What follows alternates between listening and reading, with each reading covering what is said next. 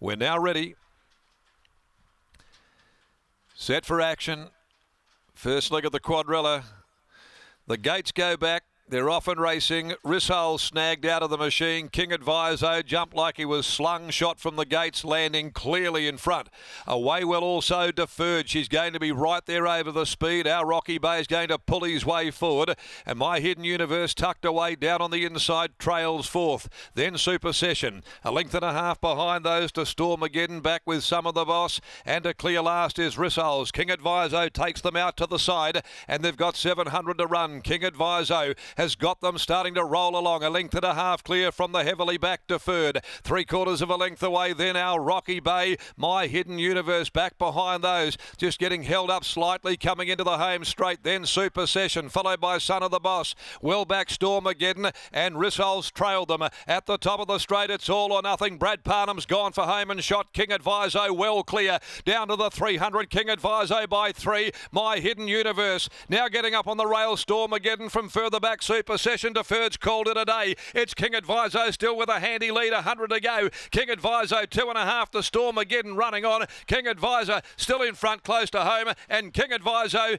gives the Gangemi brothers a double. King Adviso all the way beats Stormageddon. My Hidden Universe was third. A gap Super Session. Deferred couldn't come on. She was really flat in the run to the line after parking over the speed. Further back Son of the Boss followed home by Rissoles and tailing out to finish a long last Our Rocky Bay.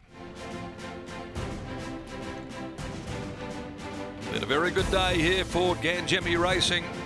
King Adviso, number 9. The Animal Kingdom gelding goes barrier to box for Brad Parnham. Number 9, King Adviso. Too good for them, beating Stormageddon. My Hidden Universe, third in. The numbers 9, 2, 5. 9, 2 and 5. And fourth, Super Session. They were coming home like Brown's cows. King Adviso wins officially by 3/4, 2 lengths, second and third. And although they looked like they were running it hard, it's 1:14.85. So the ground has got very heavy underfoot. 1:14.85 for the 1200 there. Almost 1:15 for 1200 in what looked to be a slickly run affair. King Adviso knows no other way but to go out and go out hard. The Gangemi Thoroughbreds, the Saturday Boys Syndicate, along also with Ms. S. Blessus, Jay Herx, Mercon Racing, Dick Wade, and A. Gomez, L. Willits, the Gleason crew, C. Frawley, R. Lemon, K. Will, C. Yeek, S.G., K. O'Connor, and some long-standing owners involved there with the Gangemi brothers, Chris and Michael. Brad Parnham becomes only the third jockey to boot home a winner this afternoon behind the Johnston Porter brothers. Stormageddon tracked up nicely along the rail. Clint Johnston Porter for Michael Grantham by So You Think from Tornado Gal. And My Hidden Universe, Brandon Louis for Johnny Doyle by Universal Ruler and Out of Hidden Aptitude. So Deferred, the one that they backed, jumped cleanly, parked over the speed, probably closer than what she would normally settle, but was gone at the top of the home straight and didn't offer much at all as King Adviso gave her the slip. Race 6, the RWWA Handicap, 1200 for the WA Racehorse Owners Association. 3 B-Bar Doe comes out there. They'll go at 3:15 this afternoon. In the meantime, let's take you back downstairs. Here's Lockie in the yard, and Lockie, this is turning out to be a very, very good afternoon for Chris and Michael Gangemi. That it is, Darren. Thank you very much. King Adviso airborne this preparation, and as Chris Gangemi joins me for the second time this afternoon here at Belmont Park. Chris, for a horse that we've become known to be a little bit vulnerable late, that was actually an easy watch here this afternoon.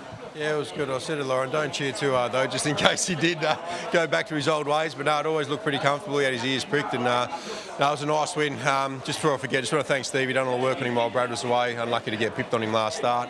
And obviously Lauren does all his slow work. So no, he's a very happy horse at the moment. He's flying. He's an amazing horse this time in, and you can see the horses that settle around him, he really takes them out of their comfort zone. Yeah, definitely. Obviously, just spoke to Michael. He said that's sort of the horse he thought he bought, although he has gone to another level this prep because he had only won a 64 and a maiden over there, but he was always that front-running, roll-along sort of thing and ran 1400 strongly over there, so we haven't got to that this prep, but hopefully that could be an option down the track. Fourth up here today, how many more runs does he have in him left. You obviously touched upon the 1400 metre, I guess, marker that he has to face here in WA. Could he potentially be a Hannon's horse? Yeah, it's in the back of our mind. If he had a one or ran well today, there's definitely an option. He's got time to have one more run, and if he wins or runs well again, then the Hannon's definitely an option. Rocknori, can he make it a treble? Yeah, it won't be easy. He doesn't like a heavy track, but neither did Corn Cob, so you never know.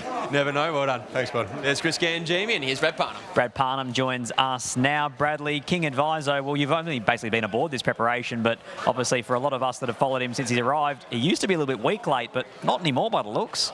Yeah, I just think, you know I didn't ride him last prep, but probably looking back, he probably wasn't 100% because he was always paddling late, whereas this prep, you know, apart from probably first up when he got a bit tired late, he's run through the line strong his last three. So, yeah, I think they've got him back to where he sort of should be, and yeah, he's put together a few nice wins this prep, and yeah, it'd be nice if he can continue on with it. Clearly loving these wet track conditions as well. Yeah, he is. There's no doubt about it. He handles it well. But, you know, I don't think he's just a wet track horse either. You know, I think he could get back on top of the track and still be just as good. Now, Cool Memory today goes around second favourite in the feature event, the Farnley. You'd have to be pretty happy watching these leaders continue to win. Yeah, it's obviously, it's working out nicely. Front runners seem to be going on with it. So, yeah, I'd say I'll bounce and I'll be right there, probably in front or something like that. And then, yeah, we'll give him a good sight. Lockie and Chris just brought up the Goldfields. Ginger Baker tomorrow in the Coolgardie Cup. Yeah, look, I'm excited to be back aboard him. I've had good success with this horse, and he is carrying a bit of weight, but if he can get a nice run, I expect him to run a good race. Congratulations, well done. Thank you. There's Brad Parnham. He combines with Chris and Michael Ganjemi once again with King ADVISO, who is clearly in career best form. He takes out the first leg of the quaddie here at Belmont Park.